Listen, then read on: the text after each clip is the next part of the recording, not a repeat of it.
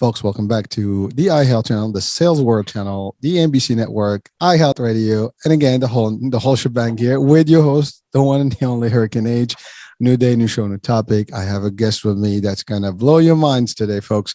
Um, as you can see, today is about sales and business, but it's really about that. That's the channel that we use more for motivation, and the Fitness Fab also is one of the channels that we use, and we push some of the content to. But today, I have with me an author of a book that probably can change your mind, change your life, change your whole look at life, and maybe guide you to a whole new way of success at your own pace. So again, I'm not going to say much. I'm going to leave our author to actually discuss that with us. So I have with me David Edwards, and the book is just a simple title but a very powerful one. So, knew you, who knew? David, welcome to the show. Thank you. It's a pleasure to be here. So David, obviously you're an author today, but it took you a journey to get to that level or to get to that point. And throughout your life, I've read about your biography and the things that you've gone through and the work you've done. And I think it all kind of, combined experience that got you to this point where you decided to put this together for the world out there. But you're really, really looking at, the common average person who is trying to live a life and maybe just in a pickle, in the middle, may not able to actually get forward or whatever the case may be. Your concepts, the core concepts of personal motivation, are all in this book. So let's talk about your journey and how we get to that point. You bet. So as you note, I've worked in healthcare in a number of different roles over the last 35 years or so, working with lots of different populations. And, in healthcare, we talk about populations and so I've worked with elderly, young, people in the middle, people having babies. You had a wonderful guest on the other day talking about menopause, right? So we're going through these different phases and stages of life. And so we're all in a different place. And I've really enjoyed working with people mostly in the West Coast of the United States, but I work specifically in Nigeria, working with African folks from this area called Ibadan. Totally an aside, but I was on a podcast the other day with a young man who's a computer programmer who lives in Germany, who's from Ibadan, where I had worked in Nigeria, Wow. which was like, what are the odds of that? But it's a small world. But anyways, I worked over there, commissioned a hospital. I've worked in primary care. I've worked in cardiology for about a decade, but done a lot of different things. I loved working with Native Americans and tribal health up in Alaska. But the last 10 years or so, I've really focused on integrated primary care. And so the idea is that you were born, like everybody listening and everybody watching, as a whole person, right? The head, the mouth, the shoulders, the body, the heart, the lungs, everything was connected. If it wasn't, that was a real problem because we're born whole, yes. Right? And so we thought it's just the way healthcare has evolved. So I went into graduate school and got a master's in healthcare administration. And in the process, we learned about kind of the history or the evolution of medicine in the West. And really, it's this kind of history coming from guilds. So like the first surgeons going back into the late 1800s were in the Barbers Union because they both involved sterilizing instruments. Interesting. And the dentists had a chance to kind of join with the physicians, and the physicians said, "Nah, we don't want you guys. You guys are all hacks." And so they went their own route, right? And it's just these kind of artifacts of history. We went through this kind of political, economic, and really this guild-based model of reductionism.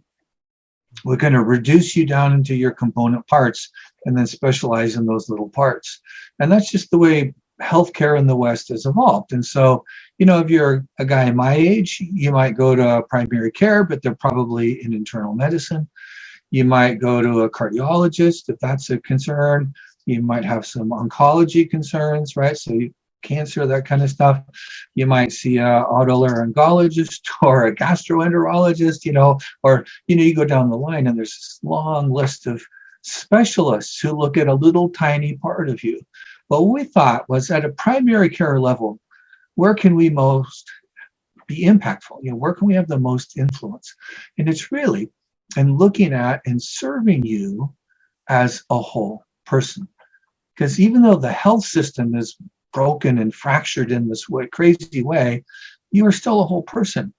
And if we can help you as a whole person, what we're going to do is eliminate a lot of the issues that might come down that you need to see an ist for. We'll put whatever, set of characters before the ist, and you could avoid a lot of that, most of that, perhaps, if you could help you take care of yourself as a whole person. Mental, physical, oral health, right? All of these things combined. And so we had developed a program at my last job. I was a CEO of a rural community health center. So we served a lot of migrant seasonal farm workers and a lot of lower income folks and some rich people too. And the orchardists did pretty well for the most part. And so we served, this cadre of folks. And when I got there, we were struggling with quality and we struggled with money. We struggled in a lot of different ways. But after about 4 years, we were very stable financially. We had improved our quality from intermittent and generally low to the highest in our region. So we had the best quality of any hospital-based or private practice medical providers, in primary care. We had the best dental practice. We had the best mental health practice. And again, oriented around you as a whole person. And so we had gotten to the point where I'd outgrown an office and I got moved into a closet. And then I moved out of my closet so we could put 3 dentists in there as their office. And, I got kicked out to the curb, basically. And so we were at the point where we desperately needed a new building. We'd opened a school-based health center and another health center. But, our main original health center, we just needed a new one. And we were fortunate to have some land. And we started designing and planning and then building this new health center built around this idea that had created these wonderful outcomes. And that had, for example, eliminated any disparities in health outcomes between our minority and majority populations. There's no difference in those health outcomes in mental health and physical health. And so we had done a lot of really good things. And it wasn't me, obviously, I'm one person. It was the other 170 people that were making this happen. Mm-hmm. And so we're building this building and we're thinking, about design and things like biophilic design, where you bring nature into your building to create this relaxing atmosphere. So as you walk in the door, you overcome what we call the white coat syndrome without even thinking about it, right? We wanted this to be at a subconscious level. We had great people. This amazing staff. We had this wonderful whole person model where you were expected to be the captain of the care team, right? And you might only come in and see the dentist or the hygienist, every 6 months. You might see a primary care once a year. You might be coming in every other week, right, for something. It just depends on what your needs are. And everything from, minor surgery to Zumba classes and everything in between. And so we flexed it around you, not what we wanted to do or where we made the most money. It was really set up around what do you need and how do we help you with that. But we realized that no matter how often you come by, most of your life, you got to live on your own. You've got your family, you've got your work, you've got your hobbies, you've got your spiritual life, you've got all these aspects, these various domains, and you got to be in charge. Because you're going to be successful or not with your life based upon mostly what happens outside the clinic. Even though we were proud of our clinic and what we had done, we knew that wasn't about us. It was about you as the patient. And so we were in this design process and we started building, and I had this first epiphany. I thought, well, it's all this cool stuff. This is really exciting what we're doing. And I realized, wait a minute. We've got the computer stuff, we've got the building stuff, we've got the people stuff, we've got the kind of operations stuff, all these things in a business you got to think about. And then I realized, unless we can help the patient elevate their skill set, elevate their capacity to be the captain, we're going to vastly limit our effectiveness. And that was the goal, was to be more effective, right? And so I've been working in healthcare for over 30 years, and I had to start asking people, what does this mean? What are the skills? What is this all about? And I had this wonderful multidisciplinary team to talk to and ask the question and start some dialogue. And it became clear that at the core of this, it was about change, right? Can we be the captain of change in our own life? And so I started studying change models, because that's you kind of get led down the yellow brick road here, so to speak. And so, okay, well, what are the change models? So I talked to my therapist friends, and they said, well, there's this change model, the trans-theoretical model of change, and there's this change, and it's human beings, right? So one thing that's consistent with human beings is that we're not consistent, and everybody's got their own idea. So I was a finance guy for a lot of years. And so I built a spreadsheet, and I said, well, what does this guy's change model look like? And what does the next one and the next one? And when I put it all on the spreadsheet, something became obvious. At the very foundation, the very first stage of every change model is this idea of personal or intrinsic motivation. So if we want to be the captain of our care team, and by extension, the captain of our life, if we want to be in charge of the change that's going on around us and within us, probably most importantly within us, then we have to understand about personal motivation. Now, there's lots of kinds of motivation, right? In business, I've mostly thought about motivation as how do I pull a lever to get my people to do what I want them to do. And it's a little crass sounding, but that's kind of how business looks at things. This is more fundamental. This is more like, why do I get up in the morning? If I go to work, do I like my work? Do I not like my work? Well, why is that, right? This kind of level of motivation comes from inside. And there's strength and weakness to that, right? Strength is that we control it, right? This is something that we can influence. And the weakness, of course, is that it's really hard because we often get really reliant on having outside motivation. So you worked in sales for a lot, that sounds like. And so you guys probably had serious external motivation, like make your numbers this quarter, right? It's all about the numbers and sales. Exactly. Digits. Yeah. And so, although I don't subscribe to that 100%, and we'll talk about that in a minute. But I'm sorry. Yeah. Go ahead. Yeah. Well, that's exactly right. And so there is external motivation, and some of it's very blatant and obvious, and some of it's a little subtle. What does my spouse want me to do, and how are they influencing my motivation, or your kids, or your friends, or whatever. And so there's lots of external. The key to that, managing this external, right, which we need to keep up with, which is there, which is legitimate, right? It's not bad or anything, is that we have to understand enough about ourselves to know, what am I going to let in and what am I going to brush off? I don't know if you remember, but Ronald Reagan was the first president I ever voted for. It was a long time ago, in the 1980s. And he was often called the Teflon man, because stuff just bounced off of him. And so we got to kind of learn to be, what are we going to let in? What's going to be a positive influence for us, or what's consistent with our own belief and values and priorities, and what's not, right? And so what are we going to then let bounce off? And so there's power, and that comes all from understanding ourselves and understanding these principles of intrinsic motivation. So then, of course, walking down this yellow brick road a little bit further was, well, I understand motivation, I think, right? And a lot of people have written books. I had several in my bookshelf about motivation, but not this kind of motivation. So I had to open a whole different set of books and did a ton of research over a couple of years to really understand what this nut is. How do I understand this? How do I understand the principles of it? And how do I understand the T's, the 3 T's I call them, the tips, the tricks, and the tactics?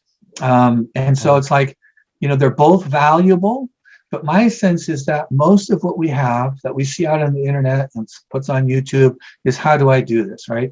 How do I manage this condition? How do I accomplish this goal? How do I fix the toaster?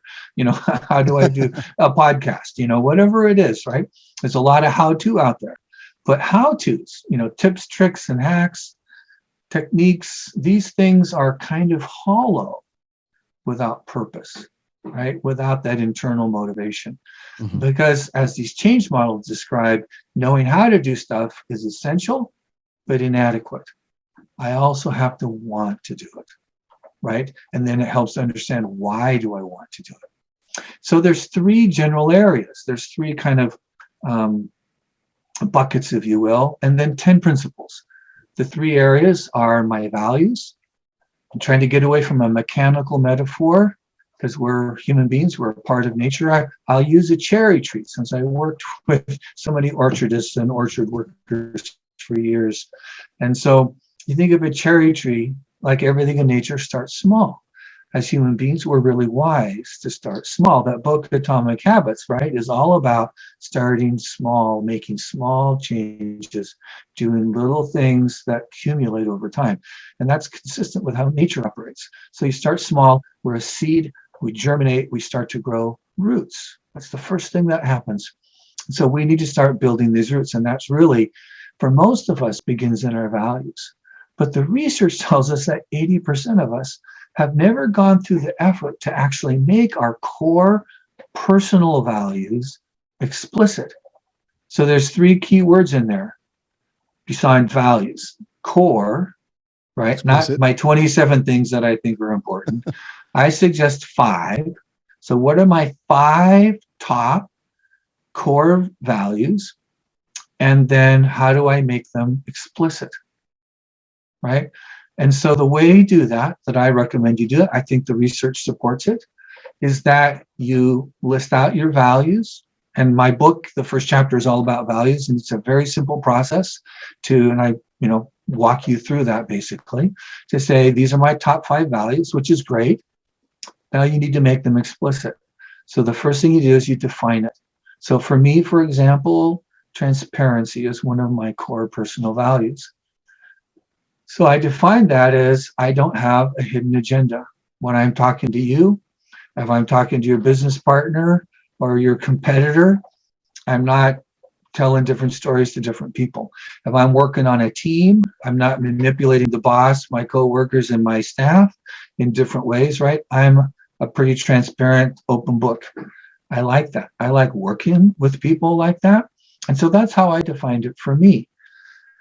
And then I sat down and I said, well, that's nice. What does it look like, right? So I don't tell multiple stories. I tell the same story to everybody. Now you might have to, I can say this, you have to meet the needs of your audience. So if I'm talking to the board, I might structure my information a little different, but it's the same story.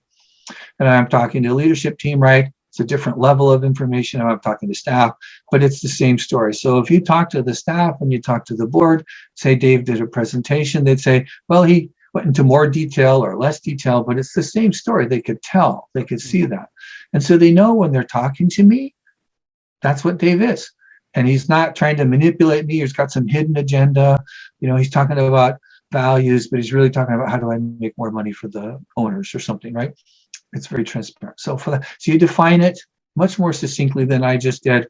I literally broke it down to a sentence or two, and I think that's very adequate.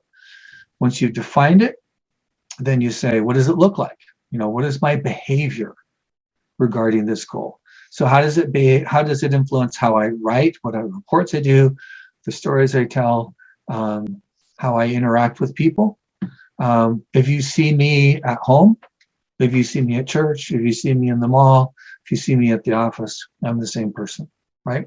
I mean, there's no pervert off the work and, saint at the work or whatever. It's just this, I'm just me. So anyways, that's kind of what it looks like. It's my behavior. And then finally, so what? Why does it matter? Why is my life better for having this value and behaving in this way, right? And so people trust me because I'm trustworthy, right? And I had, trustworthy was one of those values. I kind of circled, but I realized that if I'm transparent, I'm going to be trustworthy as well. Right. And so this is part of the process as you kind of go through values. They'll have things that look kind of similar.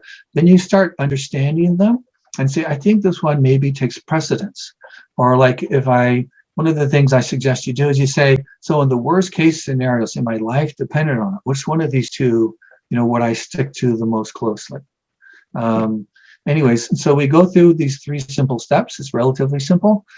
The whole process maybe takes a couple of hours. Anybody can do this. And what was beautiful to me as I researched this more and more was that through all of these 10 principles, the first being the values, and I talk about it the most usually because it's the foundation, right? This is the roots. This is what feeds the trunk. Now, the trunk is what's called self-efficacy.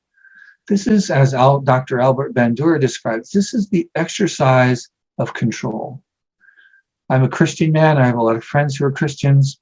You don't have to be Christian, though. These principles are universal, whatever your faith or background is. But this idea of self-efficacy, I was talking to some Christian friends. I said, I have friends who have given themselves to Jesus. And I said, you can't even control what you do in the morning. You can't control what you bring into your body. You can't control what you say to people. So what are you offering him if you've given yourself to him, but you have no control, right? You've offered him nothing. And so anyways, so we think about this. If we want to have any kind of outcomes in our life, we have to exercise some control over it. And so the next 6 principles are actually about self-efficacy, this idea of how do I exercise control? You might think of it as how do I get things done? But then belief is right in the middle. This idea of belief. So think of it like a framework, like a tent. So you've got a tent, you've got a sack, which has no shape, and it doesn't do you very much good. But you put a framework in it, and it holds everything up, allows you freedom to operate. It supports you, right? It adds value to you. And so our belief is the sense of, what do I think I can do? What do I think is impossible to me? And one brief way I kind of describe the chapter is if you believe you can do something, there's no guarantees, right? But the odds are with you. If you don't believe something, you won't even start. So the outcome is virtually guaranteed, right? So belief is that fundamentally important. And then the last section, there's this kind of third area, is what's called the principles of self-compassion. This idea that I'm not just a get-her-done-her guy, right? I'm a human being. I'm a part of our common humanity. And if I treat myself with self-compassion, with self-kindness, I actually elevate my capacity to solve my problems and to accomplish my goals. And if I tend to beat myself up, I'm mean to myself, I tend to then actually decrease my capacity to do the very things that I'm beating myself up about, right? So these 3 frames, if you will, our values, efficacy, and self-compassion are the 3 areas, and within those, there's 10 principles. The combination of them creates a human being who has this foundation of values that are my own personal core values, that has the capacity to exercise control over myself, to get the things done that I want to do, that are important to me, which contributes to meaning in my life and well-being and focus and clarity, avoiding apathy and languishment. And it helps me be connected to other people in balance. And these are just foundations. There's advanced, ways to do all of these things. And there's other books that talk about, advanced ways to get things done or to have self-compassion or to et cetera, et cetera. But what this book did, because I looked for it and I couldn't find it, which doesn't mean it doesn't exist, but I couldn't find it, was it puts all of these foundations in very simple language for everyday people. So it doesn't matter what your education level is, what your work background is, what your gender is, what your race is, anything else, any kind of external ways that we identify and describe and label ourselves, it doesn't matter. None of those things matter, because these principles are universal to the human condition. So you could be in Nigeria, where I worked, you could be in Europe, where I worked, United States, Canada, South America, Asia, doesn't matter. These apply and are universal, like love and kindness and honesty, right? These things apply to us everywhere, no matter what our religion, whatever our upbringing is, they're universal. And that was, to me, the beautiful thing, because that means anybody can benefit from it, no matter who it is, right? There's no exclusions here. There's no limitations. Sorry, that was a lot. Yeah, that was a lot. I didn't want to stop you. It was just right there going, deep, and it was perfect. And but I was just absorbing a lot of it. And first thing, I want to just really salute you here, and I want to say something very, very deep here about you. I introduced you as the author. And I did not talk about your background, and you are very humble, and that is a quality that you don't see a lot. Sometimes you briefly shared who you were in terms of your past experiences as being the CEO of a healthcare system, and building all that success. And I work with health care institutions, and I know the value that you bring. And what was your worth in terms of the industry and the healthcare force.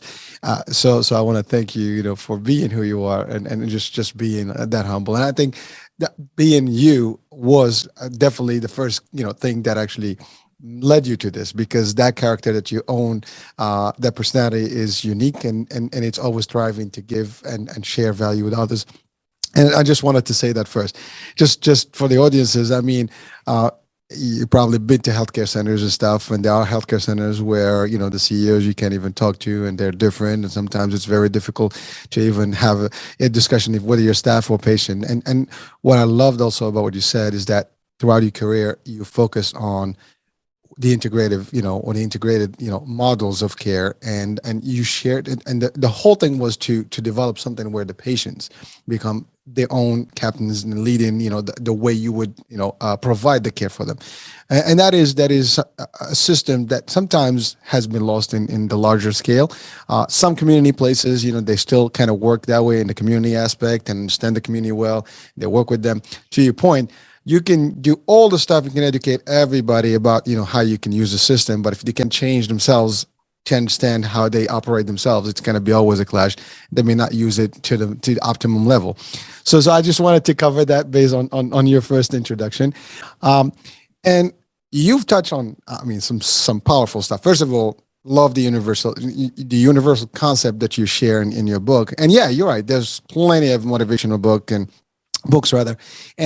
But you've kind of put a nice little concentration of the key things that anyone would actually thrive with and can change their life, drastically, from whatever they are to a better self. And again, you mentioned religion. Everybody has different values within their religion realm. A lot of it is very similar. Society has different things that we gain, from it.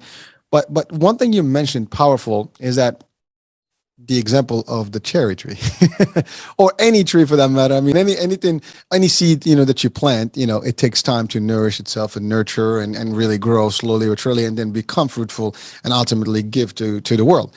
And I love it because you said it, and we talked about the orchards and stuff. And so you give a concept that is very dear and close to your I guess environment, but really it is a powerful, thing, because to your point, as humans, we are exactly just a seed, and in society we can be planted correctly, and we can plant ourselves correctly and nurture ourselves properly to grow to be something or somebody that can be contributing well to the society, first to us, an immediate environment, and of course to society if we can, and that there's nothing.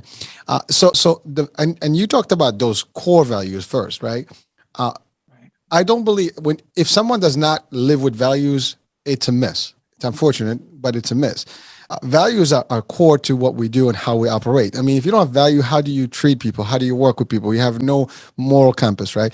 those give you those kind of like concepts. Then you talked about like being like a trunk, right? Solid, right? That's you have to be, the efficacy has to be there. Then you talked about just the self talk or the being within the inner stuff. So these are like things that we hear about sometimes, but it's one thing to hear something and one thing to apply something. And what I love also about your book and what you said is that this is for everybody, right? I said about the universal concept. To your point, you're right. These are things that can be shared across the board. Doesn't matter. Everyone is listening, watching, and or even if not, they are looking to improve their lives. I mean, unless they really have some sort of a bad wish, but I don't think anyone really grows up with like, I don't want to live happy or have a successful life. Circumstances happen where things become difficult. But at any given moment, people can change that. And unfortunately, some people are caught up into it and they feel that there's no end in sight, but there is always an end in sight. You can always restart, fresh day. Every new day we wake up, it's just a beautiful day. It's a great day. The past is past, can't do nothing about it, but we can start a new leaf, a new page, right? And that's a concept that people are now getting more. I mean, it's not now only. I mean, people have been working with that concept, but now with social media, with podcasts, with more, there's more of this. More of your work is being shared with the public. People had to literally go look for these things, but to look for something, you have to be intentionally looking for. You have to make the effort do. So, but here people can stumble on this and really get. Now these days with TikToks and Instagram and posts, people can just come to maybe a reel of our show. Oh, I love that. And then they go into the show, right? And they listen to it or another, and then it leads to another. I get these feeds every day personally. And great, worldwide, audiences, worldwide, speakers and leaders that pop up on my screen. And I just take that stuff and absorb it. So it's powerful stuff. But you really you did a full constant, like there's juicers. Yeah. You took all the core stuff and you gave us all the, you didn't leave anything out. So everything is there. It's concentrated. You take it. It's like a pill. You just have to doze off on it and that's it. You're good. You'll be set for life. I love this, what you're talking about, because we're all in a different place. We live in a world that seems to, I hate to say thrive, but it is obsessed with comparison. So if you can see my hand, let's see if I can get this straight. Some people start life up here. Some people start life way down here. Some people are right in the middle. And somebody else is, anywhere is in between this continuum. The beautiful thing about these principles, and they are principles, right, is that it doesn't make any difference where you are on this ladder, if you will, right? If you're one of Donald Trump's kids, and you started off, with a Lamborghini for Christmas or something, whatever ridiculous things they did. Or if you're starting down here, I was on a podcast with some young fellows from the Bronx the other day. Very rough beginnings, I guess I would say, very nominal beginnings, if you will. So maybe you could say started down here. Anywhere in between, wherever you are in your life, it doesn't matter. And that's the beautiful thing about it, because you know what? It simply is. It exists. It's frankly mostly in the past. And so it is. And so if you look at it from that point, from that kind of perspective, wherever you are, don't be too discouraged about it, right? Because if you have a lot fewer resources and maybe you've had a little more trauma and, difficulties in your life, you still have today. You have this moment. And wherever you're at, what you can decide is, I want to have some upward trajectory in my life. That's the key. Because somebody who starts way up here and just rides, takes it, for granted. Mm-hmm. The person who starts down here and has upward trajectory, if they live long enough, they're going to pass that person. It's the only thing that we have is today, this moment, right? And so it's me making a decision. You're talking about intent, which is the fourth principle, by the way. Intent, intentionality is what gives us a little bit of upward trajectory. And again, if you're starting down low, and you're thinking, it may be that I want to have enough groceries to feel like I'm comfortable feeding my family this week, right? That might be where your upward trajectory would take you. That would be an improvement in your life. Then that's fantastic. That's where you start. because it's consistent with your values that you've now made explicit. It's consistent with your awareness. So awareness is actually the second principle. We're starting to build some capacity to get things done, right? To be in control. So we start saying, what is my awareness? What is my environment? What is my situation? There's kind of the inside and the outside. And then there's feedback is a critical part of that. Far too often, we have this poor relationship with feedback, right? Because we think about feedback like, I got a report card and I got bad grades. Or I had a performance review and they, dinged me on this or that or the other thing. Or, a friend told me that I'm fat and old. Or, whatever it is, we kind of have this kind of iffy relationship with feedback. And yet, think about it. Without feedback, you would very likely never, ever change. Right? And so what I encourage in the book, in the second chapter, is to really question, go through some thought and understand, well, what is my relationship to feedback? And I offer some affirmations. So each chapter has some affirmations. They're not like, these are the gold affirmations that will fix your life or some silly thing like that. They're suggestions that give you some foundations, again, give you some ideas around statements that allow you to say, this is something I want to strengthen, I want to work on in that way, or it's something I want to overcome. Nature abhors a vacuum, right? So you can't just say, I'm going to get rid of this thing. You have to say, I'm going to get rid of this thing, and then I'm going to replace it with something else, something that serves me better, right? Mm-hmm. And so that really gets us into the third principle, which is, what do I learn, right? So I've got my values, I'm being a little more aware.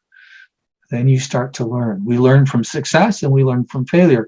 One of the best examples of this is in business. And I'm getting a little older now, so I remember this pretty well because I was working with computers a lot at the time. But Apple Computer, their very first graphical user interfaced computer was not a Macintosh.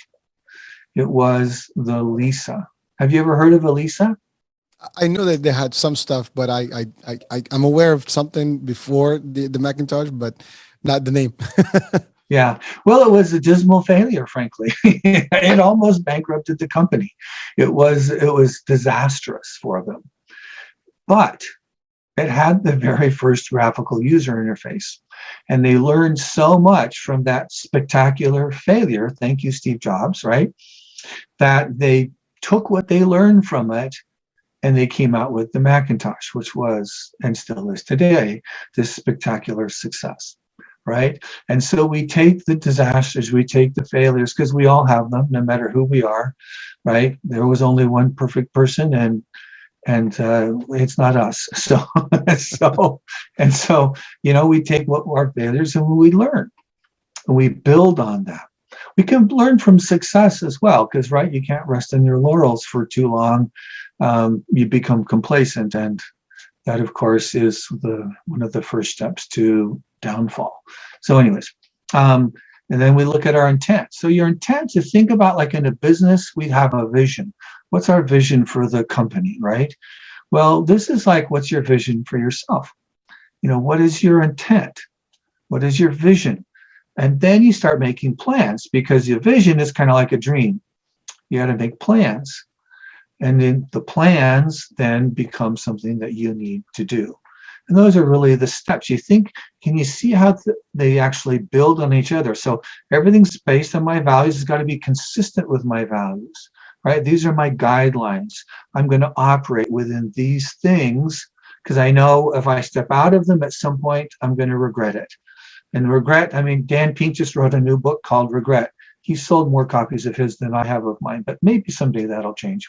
But anyways, it's a good book, and he talks about, regret as something that we learn from, right? As something that can help us guide. And I'd like you to avoid regret, however, as much as possible. So I think one core way to do that is to make your values explicit and then live them consistently.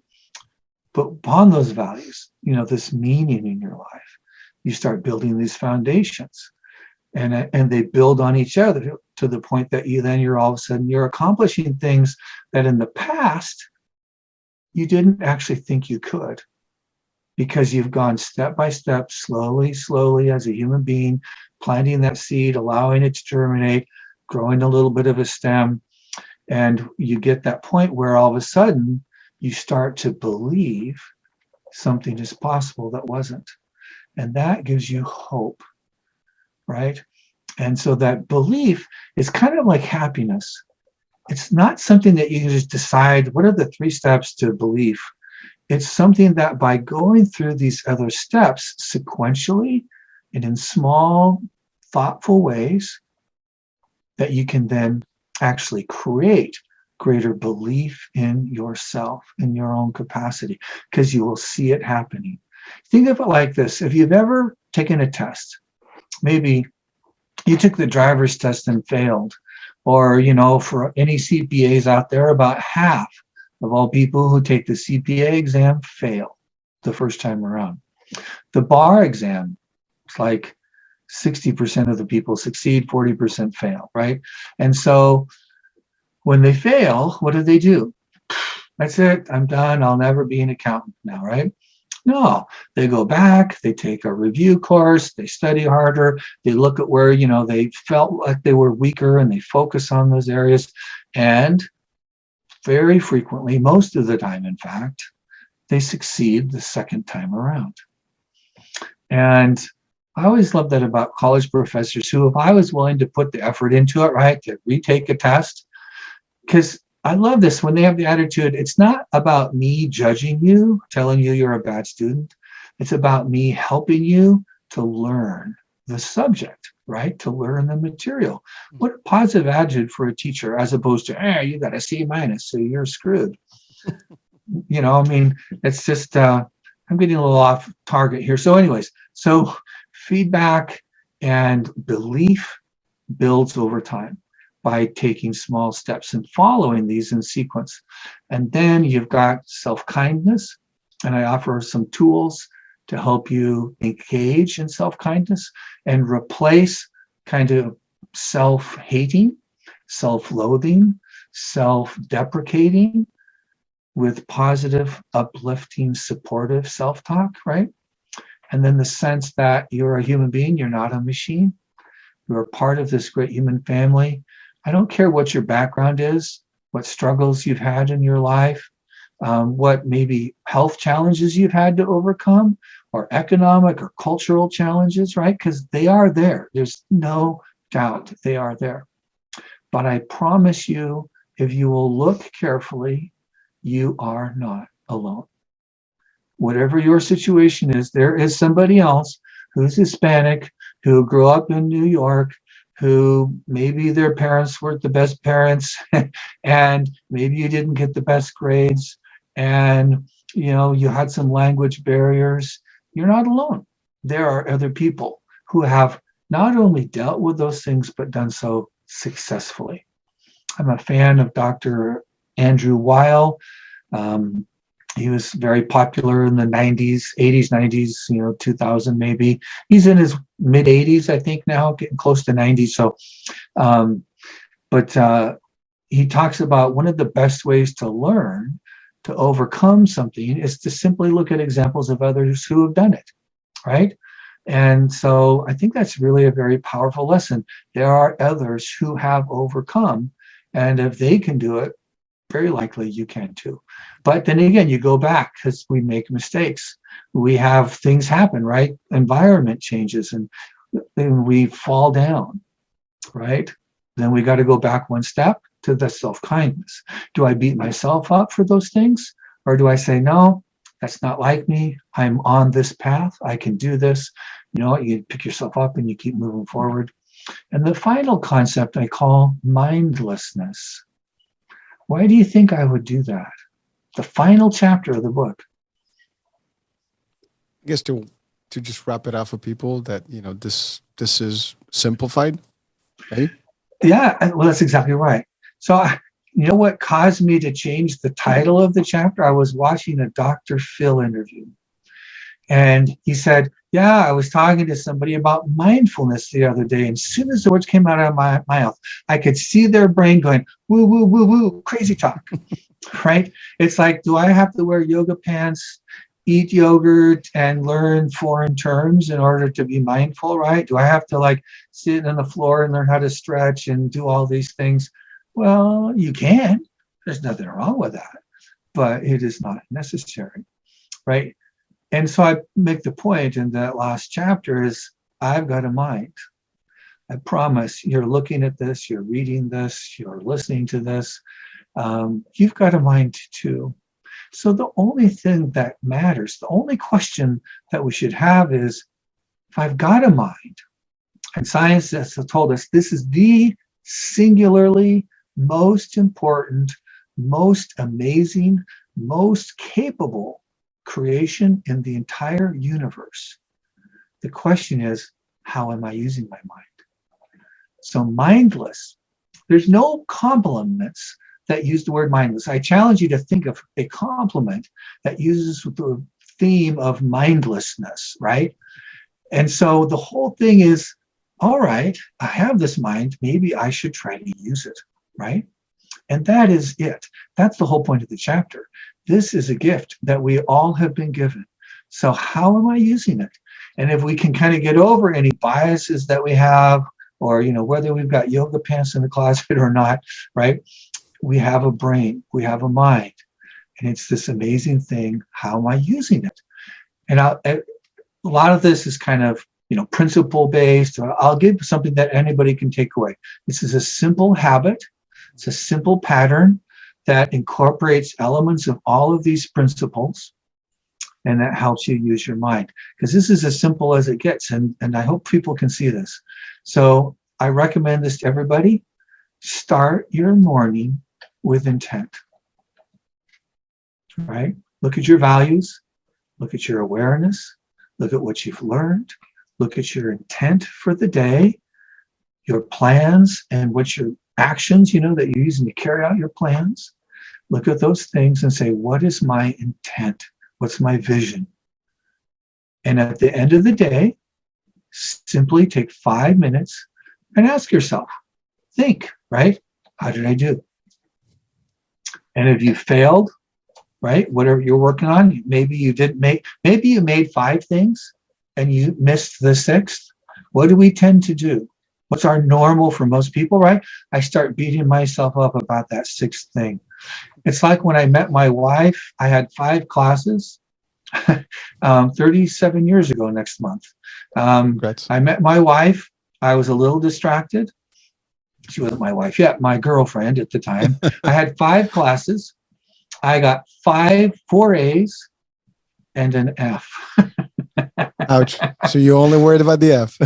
Else I didn't worry about those 4 A's at all. I said, oh my gosh, that's going to kill my GPA, and, you know, all this kind of stuff. And that's what we tend to do, right? We focus on that instead of saying, and, you know, I got there eventually. What did I learn from this, right?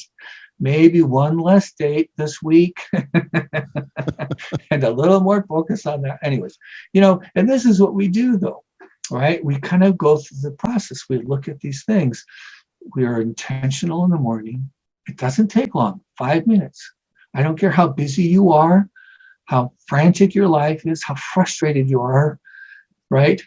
Take 5 minutes and say, what is my intent? Not 47 things. Sorry, guys, that never works. It doesn't work in business.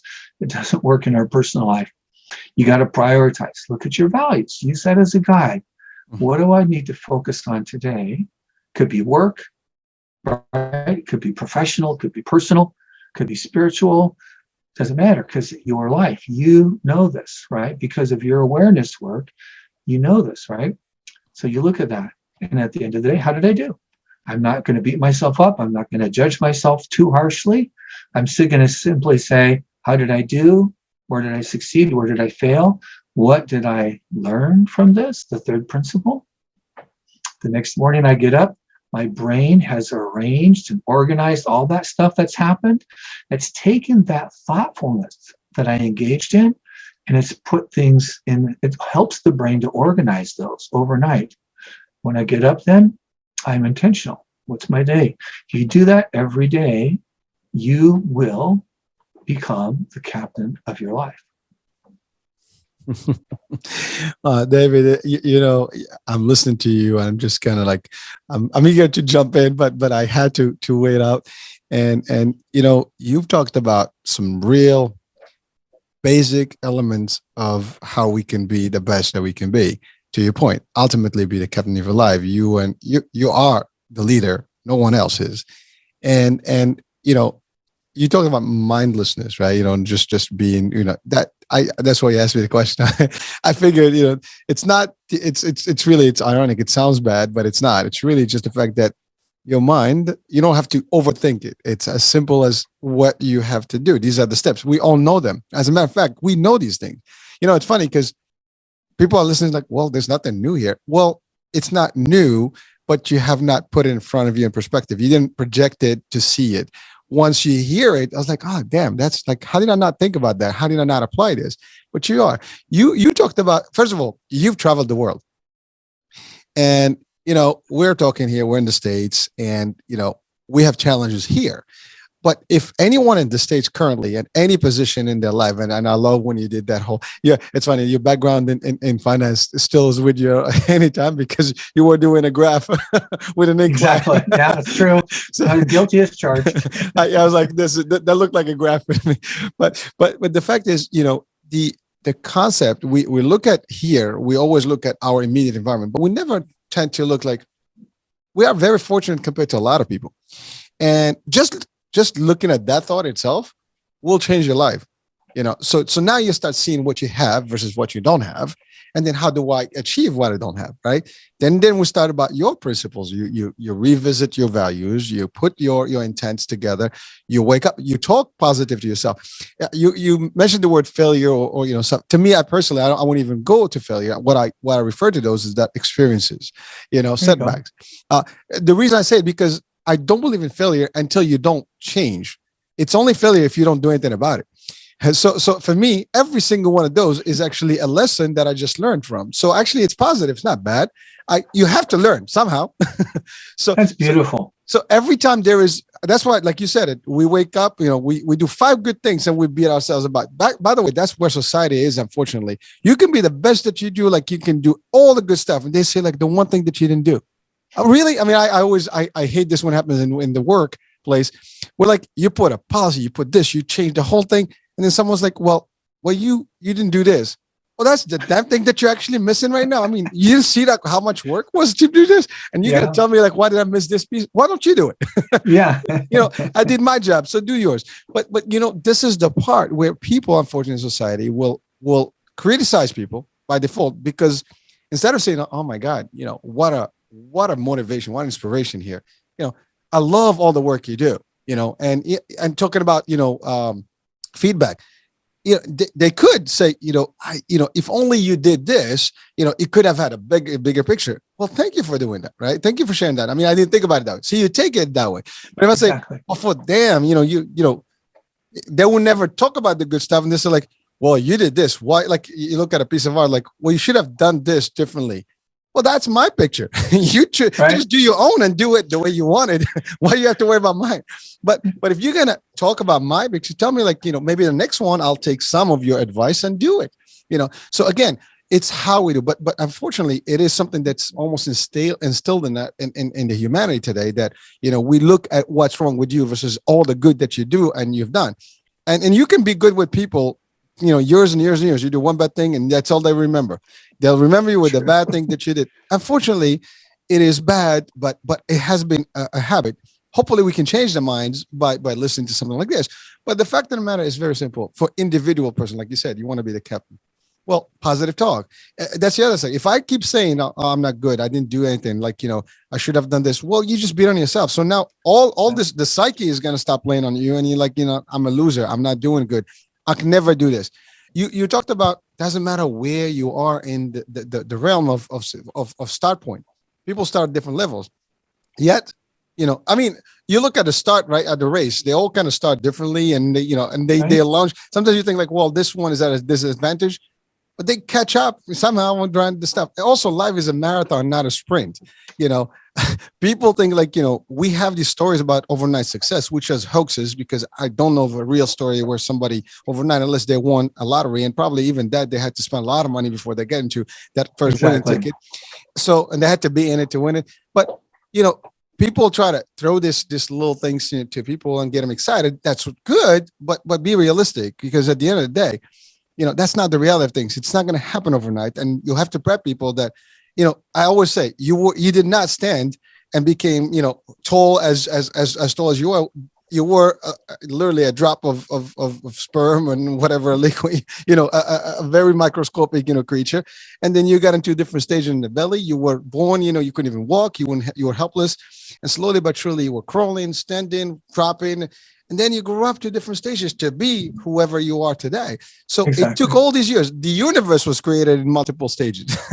You Exactly. want things to happen overnight. I mean, if God, can create anything in a split second, but he gave us the example of the fact that it takes time to create beauty. It takes time to create, perfect, stuff. And we want something that is perfect overnight without any work, without any action, just like instant satisfaction. I want it, it's done. Well, maybe in a dream you can dream it and it happens, but not in reality. The dream has to take steps to be, realized. And to do that is, again, taking action. You have to manifest it. You have to see it. You have to work towards it. Like one of the quotes I've always used, and actually motivates me, is like, some people dream of success, others wake up and work at it.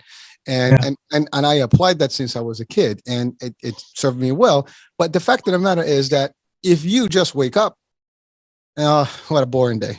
I don't know what I'm gonna, I hate my life. I hate my job. I hate. Well, if you start saying I hate, well, you already like hating the world. So there's nothing in the world that's going to satisfy you. Right. But if I Well, say, yeah, go and ahead. you look at it, and that's why we start with our values, Mm. right? Remember who Vince Lombardi was? Yeah, yeah, Famous football coach, right? yeah. So he would take the best high school players in the entire country, right? Who they would recruit to their team. They were freshmen in college. And he would take these guys who'd played football, for years. They were the best in the school, probably among the best in their state at what they did. And he would sit them down and he would show them and he'd say, this is a football. This is what the material is. This is the characteristics of that material. These are the laces.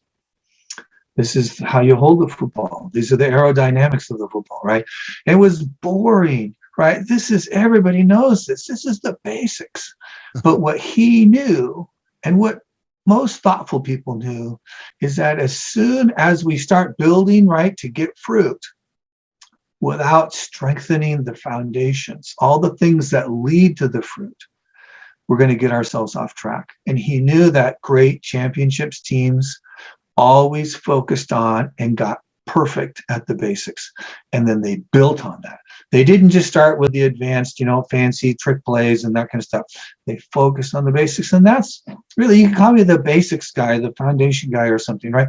It's all about, don't forget your foundations. Even somebody like yourself who's very accomplished, right? You look at this and go, I've never thought about it that way, or I've kind of let this go. Or do I really have my values explicit, right?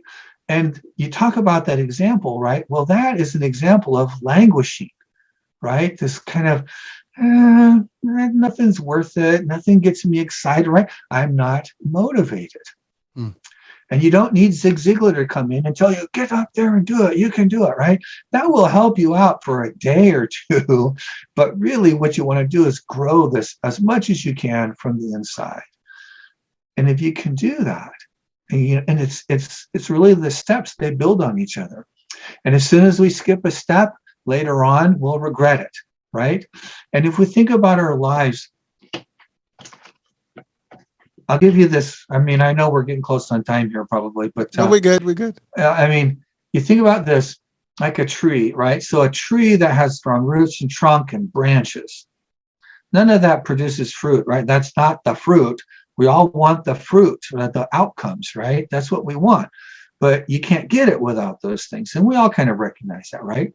But what we tend to do is like, well, if I just do this or that, the tips, the tricks, and the techniques to get more fruit out here, we may get more fruit for a while, right? But it will never last because we haven't built the foundations to sustain that kind of production, that kind of output. Mm-hmm. And so in a tree, what it looks like is you've got weak foundations. You may have a big harvest one year, but it sucks so much resources out that the tree then isn't able to function and maybe even dies. Maybe you're growing lots of fruit without those things, but then you have a little bit of hardship, right? Maybe the spring is late, or maybe the summer is too early, or maybe there's too much rain, when it's not supposed to be there, or all these things, right? And what happens in the human experience, we see these things, we have some kind of trauma, some kind of disruption, something we didn't want to end has ended. And because our foundations are weak, our failure, if you will, which we can learn from, and I love that. I love your comment there. But we have, what do I want to call this then? What we have is failure. And so it tends to be more catastrophic. So think about that tree that has built the strong roots and trunk and the branches. During the good times, it will produce even more fruit than somebody who's just focusing on the fruit itself, because it's got the structure to do it. And in the bad times, instead of blowing over or failing catastrophically, which in human beings, it could be like a nervous breakdown, could be burnout, could be becoming overwhelmed, becoming depressed, all these kind of human things that happen to us when we don't have the foundations, right? We fail to persevere. We fail to resile, that idea of resilience through short-term problems. And so by focusing on these foundations and keeping them in mind and making sure that we keep them fresh, keep them current, everything else we do is going to be more effective. And all the advanced courses that we take, all the other books we might read, all the other podcasts we might watch, they will be more effective.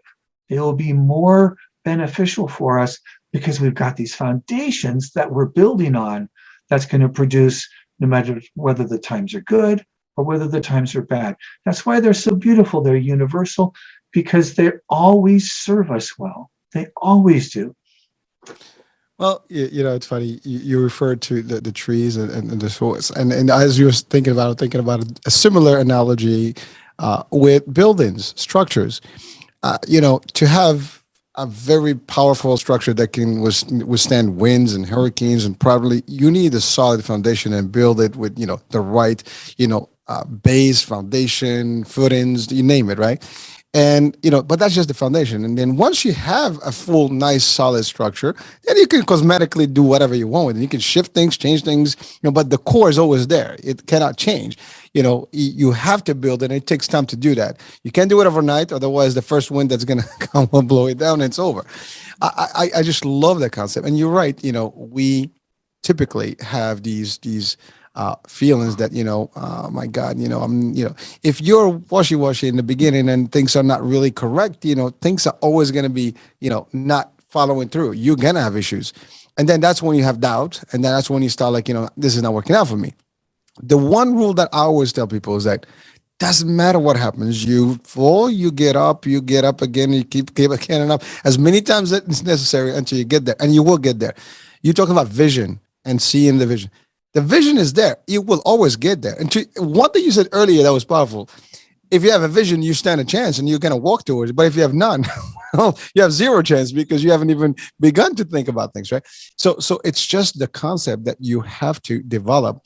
And by the way, you mentioned something about the something in learning from shows and every single show I've been on to date, 3 years now. I literally had this reference to someone yesterday, literally a friend, and I refer to this as such. Every show was a lecture that I got from a professor at a university or a great speaker somewhere. The reason being is that's a lecture, that's a learning lesson that I picked up. Some of the stuff I know, a lot of stuff I don't. And you know what? I just add that to my value, right? To my, arsenal and my wealth of knowledge that helps me also develop more and hopefully share with more people. So every single opportunity I have, I'll take it.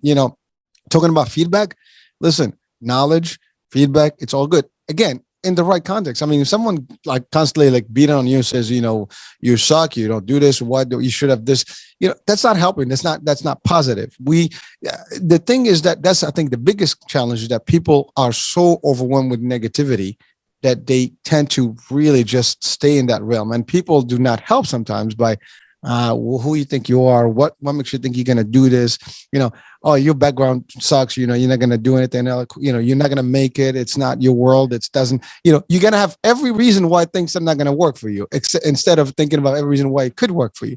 And that's really a big deal. You mentioned something about someone like the podcast from the podcast from the Bronx, multiple stories, I mean, I always I had an interview and someone interviewed about me. It's like, well, where did you start? Well, I started in Africa too, with a small dream when I was a kid, and my dream has come true, and I'm still working on it.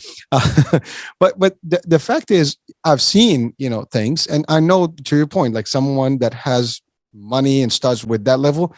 I've seen some people that have plenty of money and they lose all of it. Some people maintain, some people grow.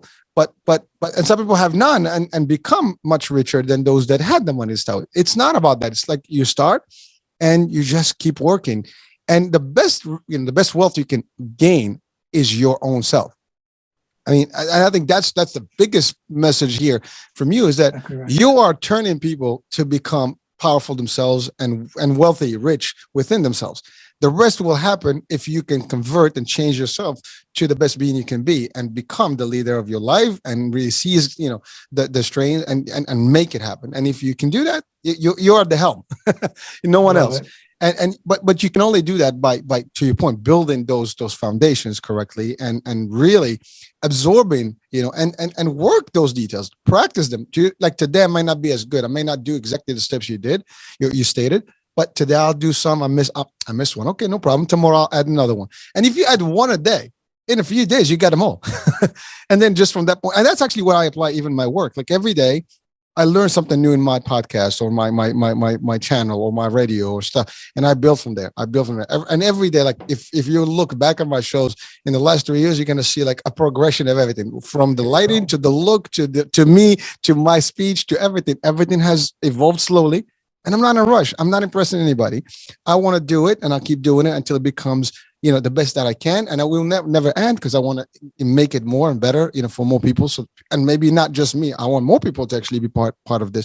But that's just how I see it. But you and I, we're to your point. We belong to the human race, right?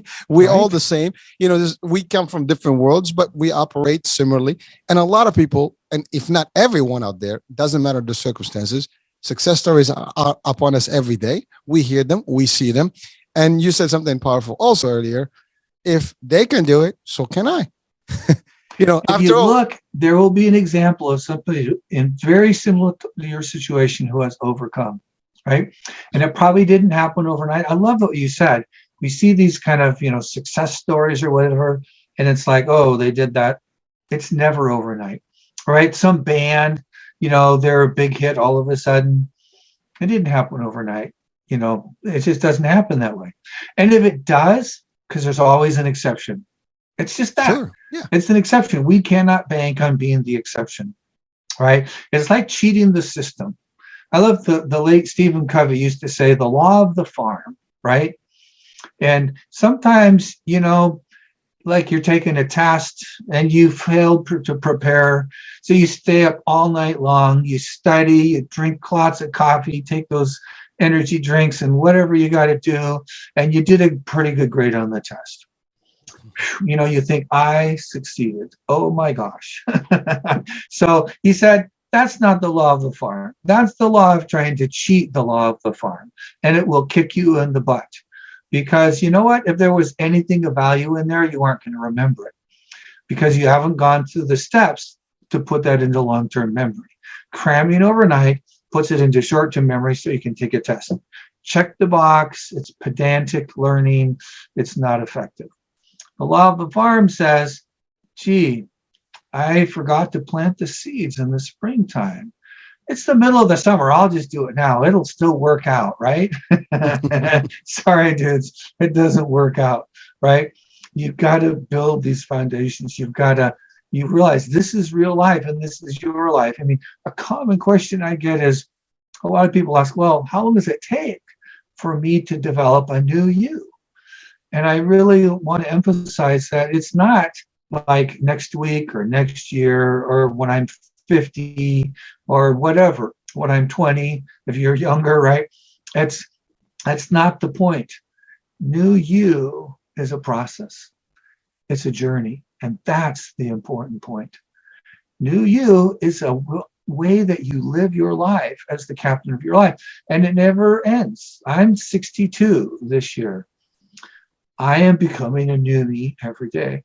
I And love I it. will be when I'm 72 or when I'm 82. Every Because day. this is a lifelong journey that I live every day. So it's not like some superficial, temporary goal I set. Like we're talking about, the key is, who am I becoming? As I become more, my capacity to do will increase. And so by focusing on becoming, I actually focus on doing. It's but it's sustainable and it's durable and it will be with me for the rest of my life. So we get a little far afield again, but the late Viktor Frankl, he wrote Man's Search for Meaning. He was a Jew who survived like 4 or 5 years in concentration camps in Germany during World War II. But he was a psychologist. And what he learned, one of the core lessons he learned there, as he was trying to not go crazy or die, was that I've seen people, big, strong, I'm in charge, people who, under the stress of the concentration camp, just folded. Mm. And I've seen small, not impressive people who survived, and you never thrive in that environment, but they survive the environment and they make it through all of those challenges because they've built that core. Their inside is where their focus is. And one of the quotes from my book is, if we fail to become more, that failure will become the rate limiting factor of our life. Powerful. Here's a quick test to what we did today. Every single minute that you said something, there's a new me and a new you. As a matter of fact, every concept you shared with me, it's a new me today. This minute, I've just shifted over the last 60 minutes into different phases where I've learned and I become somebody else by learning more. Now it's just a matter of acting on it. And to your point, every day you wake up, you become a new person. You add something. Yesterday's person is gone. You're the new you today. Now, how you apply that, how you work with it, you got to take some new steps. New day, new beginning, great adventures, great opportunities. Make it work. But that, again, these are simple concepts. Talking about mindlessness, right? It's just a simple concept. But we just have to learn how to apply them. And sometimes they're not there because we're so busy with the rest of the world. It's all just out there. And we're always concentrating, on all the bad things and the vibes that coming in. We are not focused on ourselves. We just worried about everything. And like the example I always say, you want to make sure that you are solid so you can be good for whoever's around you. You can't help your family if you're not, to your point, the core. You are the core of the family, right? Anyone in the family, it doesn't matter. I mean, if there's a couple, they're both the core, but each one of them has to be the core for themselves to be able to give to the rest of the family, and then ultimately the society and whoever the environment and their community, whatever. But the fact is, that's the concept. We don't sometimes focus on this because we're so distracted and or we're so lightheaded with things that are not relevant. We get just so much junk out there that is feeding us the wrong stuff. Doesn't help us. And then we always oh my God. By the way, you want anything in life. I always say this. If I want, I give a good example. That was my example. When I was a kid, I wanted a Benz. That was my dream, as a car. Well, I got my Benz when I got 40, when I was 40. But I did get my Benz eventually. But did it take a year? Did it take 2 years? It took a long time before I get to my dream. It sounds weird on the show, but it is a target I put in my life as something. When I was a kid, if you had a Benz, that was like, you're out there, right? You You've made it. arrived. You've Yeah. arrived, exactly. So to me, that was like something I grew up with in my mind, and I had to work. That, but I knew my first car was a Ford Tempo. That was so old, it's not funny. Yeah, but the bottom line is, I didn't, I won my Benz today or nothing. The word ends today, or yeah, forget about it. I'm not going to do it. No, I knew it was not going to happen, but I had to take the necessary step. It wasn't easy. It was a lot of work. There was a lot of stress going on, and you manage those through those things, and eventually you get there. So the point I'm making is that it doesn't matter what you set yourself to get. Eventually work on yourself well, build that foundation, as David is alluding to in his book, and the rest will come. It will manifest. There is no doubt. It's almost a guarantee. I might not be able to guarantee it physically because you have to do the work, because that results may vary on, depends on your input, right? But at the end of the day, you have what it takes. Everybody has. If you breathe and if you're alive, guess what? You have what it takes. Yeah. People are doing. I've had a guest who's actually, she was born without limbs and without arms, and I think she was born, if I'm not mistaken. But Okay. she's a pilot with her legs. Okay, so most of us, we like, challenging ourselves, like we have everything and we complain. She's an artist. She Yeah. does taekwondo. She's I mean, ultimate, real motivation and inspiration, Yeah. right? Yeah. Yeah. So people out there are people on wheelchairs that are doing tremendous stuff around the world. Okay, there are people that are blind and they have, changed the world, right? There are Yeah. people with less, things that the most, people have, and they will still be, making, a good input in their lives because they determined to change themselves. They don't, oh my God, they don't get the pity talk and like, oh, that's it, life Yeah. Yeah. sucks. They make it. They turn things around to their benefit by making the changes that are necessary for themselves.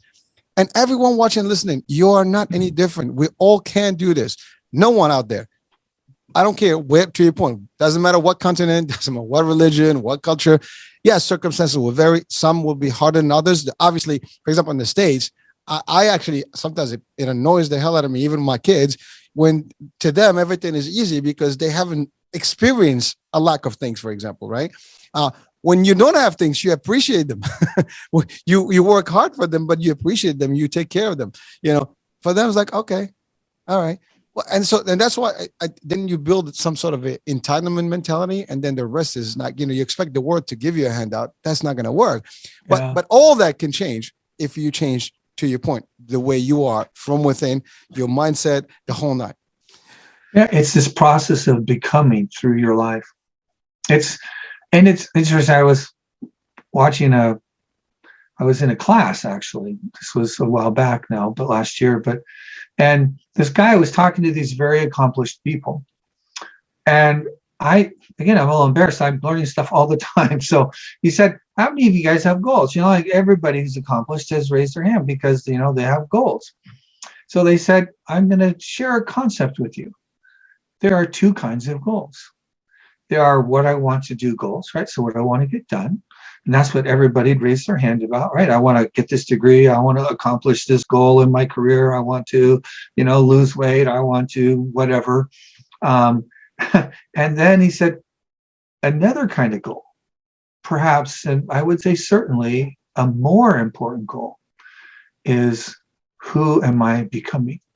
When we think about becoming the captain of our life, that's really a journey of becoming the person that you want to become.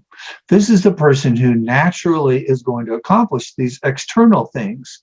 But the key here is that, frankly, we don't control the external things. We can influence them, right? It's very possible that you could live your whole life and never owned a Benz, right? It's very possible. Mm-hmm. Does it mean that you'll be miserable and you'll hate yourself? And right? Of course not, right? You could be a happy, well-adjusted, successful, joyful person contributing to society. You can have all of these things going for you. You could be competent, capable, kind, thoughtful, a good listener, right? All these things without owning a Benz. But you control some of those things. Like, am I careful? Am I thoughtful? Am I kind? Right? This is who I'm becoming. And if I become a person over time, lifelong journey, again, right? It never ends. We're going to accomplish more. But you think about it, there are nearly 8 billion people on the planet. It'd be fun. It's an exercise. After the podcast, how many rich and famous people can you think of? And start writing a list. Most people after 20 or 30 people, it's like, gosh, I mean, I'm rich and famous, and maybe 40, or if you're really into Us Magazine or, People or whatever, 50 or 60 or 70 rich and famous people alive on the earth today. If you're lucky, most of us, it's like 20 or 30. It's like, oh, I don't know, right? So if we need to be rich and famous to be successful in life, right? We need to think about our definition of success. Because if that's the case, right, that means 7,999,999,970 of us are miserable and life isn't worth living, which is obviously ridiculous, right? And so it isn't those things that creates success, right? And we gotta have to define this for ourselves.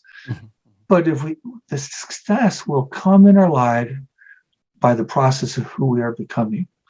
And as people talk about law of attraction and those kinds, and that stuff is always a little bit woo-woo to me, but but I'm kind of the foundations guy, right? So, but you will, by becoming a person, have more of these things than you would if you weren't.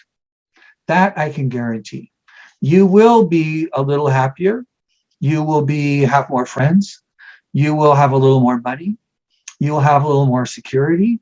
You will have a little more joy, right? All of these things that we all kind of want will come to you as a part of the process of who you're becoming, because it would be impossible to not have that happen. Does it mean that you'll be rich or famous? If that's where your goal is, realize that most of that is outside your control, right? We really need to focus our lives mostly on the things that are in our control. And then some of those other things that would be nice, that like the Benz, right, may come to us. And then fantastic. You can feel good about that. Good for you, right? That's just great. But your happiness and success in life is not dependent on any of these external things. Because if it is, then we're all in trouble. I mean, right? We're all in trouble. And so this is inconsistent with the reality of life. And the marketers, I'm going to jump on my soapbox here, so I apologize. You could bleep this out if this isn't appropriate. But, the marketers all want us to think that success means I'm on vacation in Tahiti 6 months out of the year. I'm skiing in Aspen the other 6 months, or in the Swiss Alps. And I drive a Lamborghini when I'm not in my Bugatti, right? Or whatever.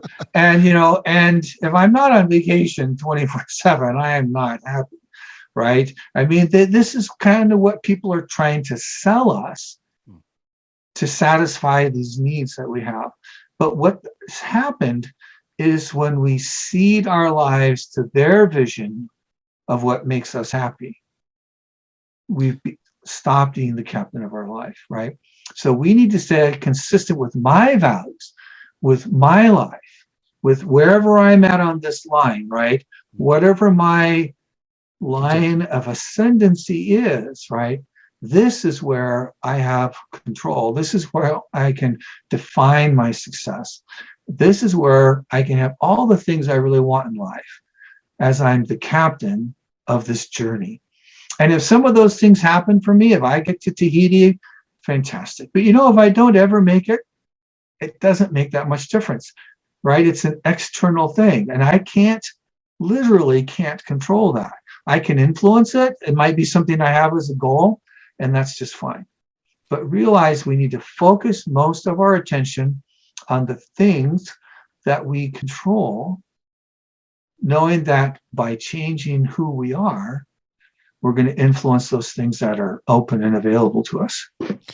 Thank you so much. And you've covered the definition of success to a degree because I know when I give the example of the bands, it was just to show people that when you set a target, you can go after it. Yeah, As just an isolated thing. Ultimately, to your point, these are material things that but you mentioned the marketers. Think about a kid who sees that as the success, and so that's what stays in your brain. So it's part of that formula that you want to get to it eventually. Obviously, when you have it, eventually it's like, well, it's just a car. But exactly. but Well, this thing of we keep trying to get there, this place, and then when we arrive at that place, we realize that there is no there. exactly. Whether again in career path and stuff, but the one thing that remains, which is the most powerful to your point, is you and your concept and your actual foundation, because that's something you can take anywhere. You're right. I mean, by the way, some people, their success is to have a better education. So their success is to just become more knowledgeable, to be a better parent, to be healthier. I mean, like we had shows about health, and to be honest with you, money is irrelevant if your health is gone. Health is wealth, really. Yeah. Knowledge, and health. If you have those, that's actually a treasure on it. They're treasures on their own. You don't even need any material stuff. I one time I stated this, that we are born trillionaires. I mean, we have infinite, value without having to have any money, because money is something that was designed to exchange the society. I mean, you use it as a tool, but it shouldn't be the end of the game. The end of the game is just work on yourself every day, as you said, and then that the rest will manifest. I mean, that's the magic about this, is that it's almost it's like a mathematical equation. If you did these things, the rest is gonna fall in place, and no Exactly. one can no one can decline or deny this, because it has been proven. You mentioned something about Vince Lombardi, and a similar concept that I use is in martial arts, right? Everybody sees movies and everybody's fighting, but when you go to train, they take you to these steps of, like, the same movement over and over and over 1,000 times. Like, that's boring. If you don't know your stance, if you don't know your basic punches, yeah, you might be able to throw something, but you're not going to be as good as someone who does. So that's why it takes a lot of time to be, a black belt, and so on and so forth. You do stuff thousands of times just to be perfect at one time, right? And people they just want, like, oh, I don't need all that. I can do this right away. Well, yeah, sure, but when you get to someone that actually has been through that training, good luck. But Yeah, yeah. You'll notice the difference. exactly. It's that kind of superficial level, right? Superficially, I can look pretty good. But when it comes down to it, compared to somebody who actually has put the time Mm. and the effort and the sacrifice into it, it will become obvious what the difference is, right? It's when you see those clips of Bruce Lee Uh-huh. against a lesser opponent, which it seems like they all are. Well, even I love the interviews with, oh, shoot. Uh, Jackie Chan. well, I love Jackie Chan too. I was thinking the guy who he was Texas Walker Oh yeah, yeah. Ranger, Um, Chuck Norris. Chuck Norris, exactly, who actually, sparred and was in movies and fought with, and they were sparring partners, he and Bruce Lee, because he was a legitimate karate champion and they had a connection. And they were friends for far too short of a time, obviously. But he would talk about, kind of that whole thing, which is, I mean, which is a beautiful example of the law of the farm, right? I can put on a facade and I can get away with this for a while, but at some point they're going to put me in the ring with Bruce Lee or with Chuck Norris or somebody who's legit, and the end result is going to be obvious. And so you have to ask yourself, do I want to be the facade? Do I want to be the flash in the pan? Or do I want to be the real deal? Right? Which nobody can ever take, like you said, nobody can ever take that away from you. It's simply who you are. You can never be disrespected. It can never be fired. It can never be abused, right? Because it's just who you are. I mean, that's the beauty of this. It's the strength of it. It's the consistency of it. And it's the foundation. David, it will give anyone building those following those concepts and really executing on them. They'll become a whole new different person. That they'll be a control in any situation, and no one can actually, to your point, no one can challenge you to it. No one can Oh, you're gonna lose your job. Okay, I can do this tomorrow. I can wake up again and do it. Just do it better.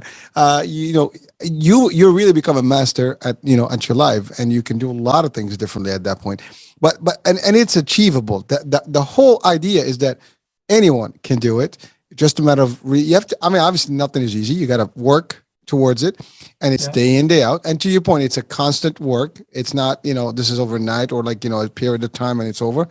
It's continuous. It's never going to end until the end. Um, but that's the thing. So that's the challenge that sometimes people have. I think today we've conveyed a lot of that. I think if people are listening to this show and they're really serious about changing their lives, this can really be the turn point for their life. I mean, folks, I would literally encourage you guys to check out the book. I will have the actual link to the book in the description of the show. So go check it out. David, I know you put a lot of time and a lot of knowledge and a lot of real stuff in there to help people. It's your legacy. I want you to sell a lot more copies, and I want you to touch a lot more lives. Thank you for coming on the podcast, because I think the stuff that you're doing is, yes, you are promoting, your concept and your mission here, but you know what? That's needed. What you're doing is good work. I mean, there's a lot of promotion that we hear about all the time that is irrelevant or has no value. This has core value. And by the way, that's one of the missions for our station and channel, is that there's a lot of media out there and there's a lot of TV stuff, but it's all news and no good news, as we say. There's a lot of entertainment, but there's very hardly core stuff that can help convert and change people from the core, make them better. And this is literally a good example of where someone can actually get a spark, and then the rest of their life is much better. And I hope that actually over the years, thousands of people, if not millions of people, will be touched by your book, and hopefully, make a whole turn. To your point, I would say that the 8 billion on Earth, they're all successful. There is no such thing as a failure on this planet. There are people that just have challenges, and those failures are just experiences that they are learning from. It's just one way to learn what not to do, as opposed to what happened. So if you look at it that way, you will always be a positive, and it will be a success story. And again, success will change. So I know we exceeded the time, but you know what? It was just a deep talk, and we needed this. So any last words of wisdom that we would like to share with our audiences?